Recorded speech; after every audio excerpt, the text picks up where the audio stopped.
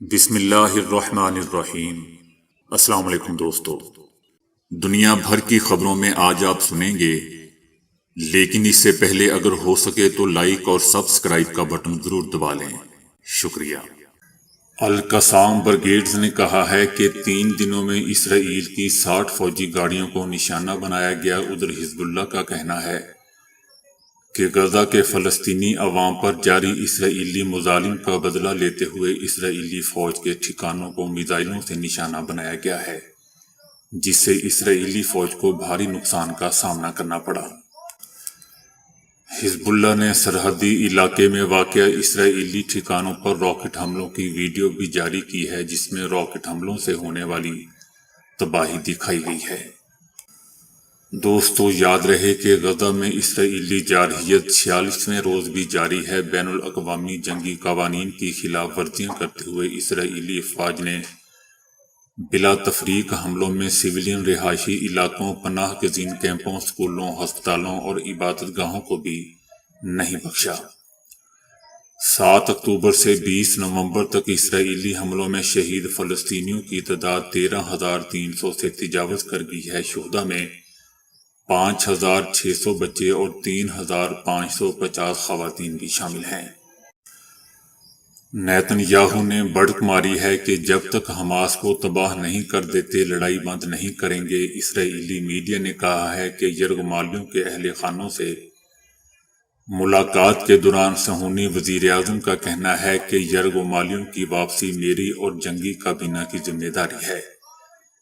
جب تک قیدیوں کو واپس نہیں لاتے لڑائی بند نہیں کریں گے۔ حماس کے سربراہ اسماعیل ہنیہ کا کہنا ہے کہ اسرائیل کے ساتھ جنگ بندی معاہدے تک کے قریب پہنچ چکے ہیں۔ معاہدے کے تحت 300 فلسطینیوں کو اسرائیلی جیلوں سے رہا کیا جائے گا، جن میں بچے اور خواتین بھی شامل ہیں۔ اس حوالے سے قطری وزیر اعظم نے اپنے بیان میں کہا ہے کہ کچھ یرغمالیوں کی رہائی کے بعد عارضی سیز فائر معاہدے معمولی مسائل ہوں گے۔ اسرائیل نے جنوبی افریقہ سے اپنا سفیر واپس بلا لیا ہے۔ اسرائیل کا کہنا ہے کہ جنوبی افریقہ کے حالیہ بیانات پر اسرائیل سے سفیر کو واپس بلایا ہے۔ جنوبی افریقہ غزہ میں اسرائیلی مظالم پر اپنا سفیر 200 پہلے ہی واپس بلا چکا ہے۔ اقوام متحدہ نے کہا ہے کہ فلسطینی اتھارٹی کو اسرائیلی ٹینکوں کی مدد سے غزہ میں نہ لایا جائے۔ پہلے کنٹرول امریکہ اور عرب ممالک مل کر سنبھالیں، پھر فلسطینی اتھارٹی کو دینے کی تجویز پیش کریں۔ یرغمالی اسرائیلیوں کے والدین اپنے بچوں کو یاد کرتے ہوئے رو پڑے اور ان کا کہنا ہے کہ ہم کچھ نہیں جانتے یرغمالیوں کو رہا کرنے کے لیے اسرائیلی حکومت کیا کر رہی ہے۔ World children day. اسرائیل نے 45 دنوں میں 5,600 بچوں کو شہید کر کے تحفہ پیش کیا۔ 20 نومبر کو دنیا بھر میں بچوں کا دن منایا گیا۔ ورلڈ چلڈرن ڈے کے اس اہم موقع پر اسرائیل کی جانب سے دنیا کو 45 دنوں میں 5,600 بچوں کو شہید کرنے کا تحفہ پیش کیا گیا۔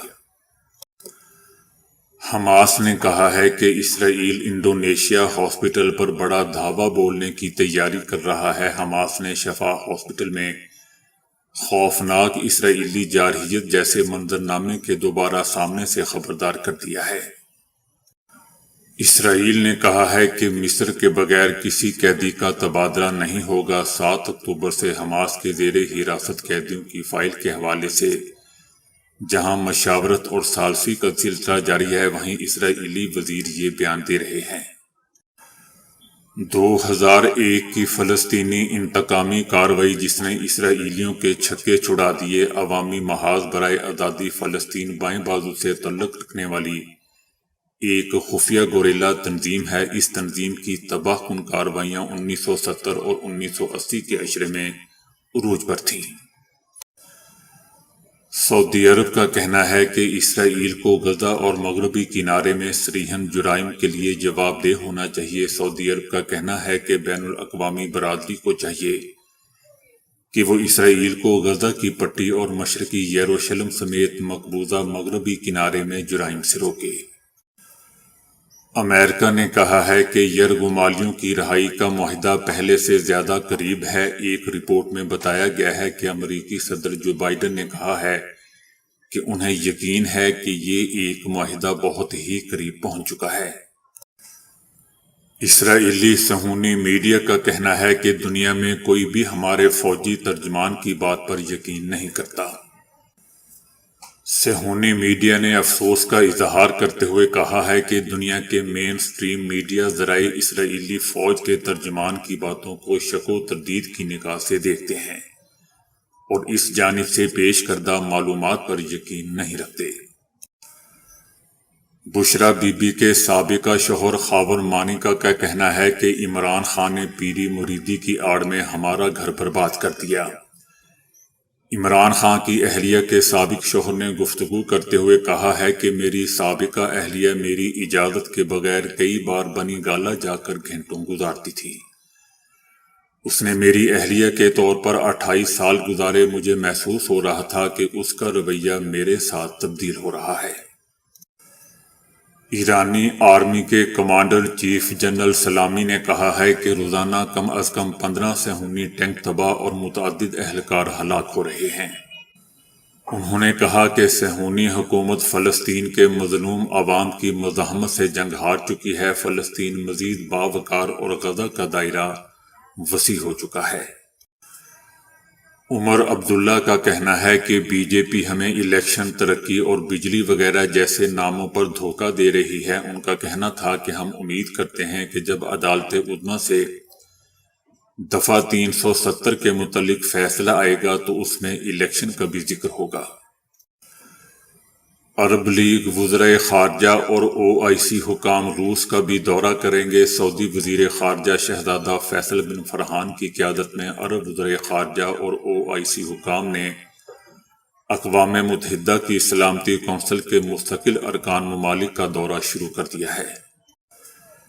سعودی عرب میں 10 سال کے اندر حادثاتی اموات میں 40% اضافہ ہو چکا ہے۔ سعودی عرب کی وزارت صحت کی طرف سے سامنے آنے والی ایک حالیہ رپورٹ کے مطابق گزشتہ 10 سالوں کے دوران یعنی 2013 سے 2022 کے درمیان ٹریفک حادثات میں 40% اضافہ ہوا ہے۔ تو دوستو ابھی کے لیے اتنا ہی۔ ویڈیو کو لائک اور شیئر کرنے کا بہت بہت شکریہ۔